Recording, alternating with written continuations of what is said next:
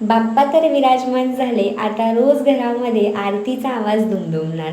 तर आरतीसाठी रोज 6 दिवसांचा प्रसाद बनवायचा आहे. तर आज आहे पहिला दिवस. तर आज मी बनवते प्रसादामध्ये पापडी चाट.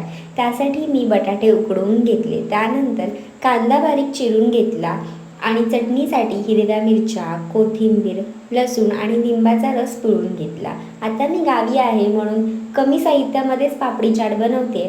थोडंसं पाणी घालून वाटून घेतलं, त्यामध्ये चवीनुसार मीठ घातलं आणि मग ड्रोनमध्ये एक एक करून मी पापडी लावून घेतली. त्यानंतर तयार केलेली हिरवी चटणी प्रत्येक पापडीवर लावून घेतली आणि बटाटे उकडून घेतले होते ते स्मॅश करून लावून घेतले.